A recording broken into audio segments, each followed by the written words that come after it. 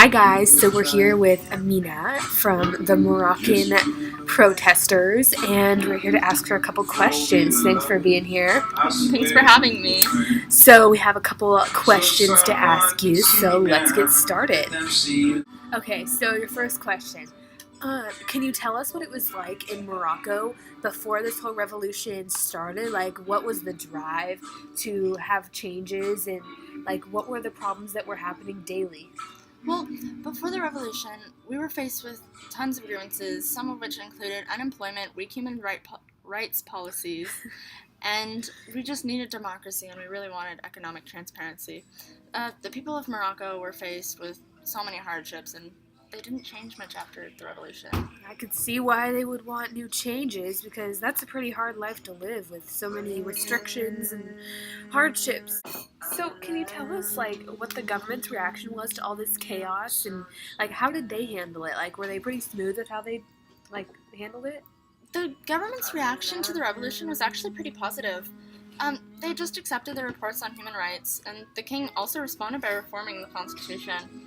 It allowed the king to create new laws and to veto laws, and also become the religious leader. The reaction was because the king wanted to use peaceful actions to avoid more conflict, and there were just so many protesters pressing for change in the constitution. I think that's a pretty wise approach to the whole situation, instead of using violence that different rulers have used in the past, which further drives in the decisions that the civilians want to be made, and it'll make the situation much harder. So I'm glad that they took a very subtle, but powerful take on it. So we're so grateful for the peaceful reaction rather than violence as some countries use. Okay, that's great. I'm glad that all is worked out now and that you guys have your rights. And thank you for being here with us. Thank you for having me.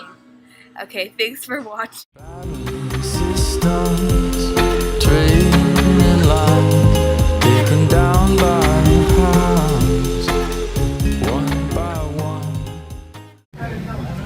So why are you protesting?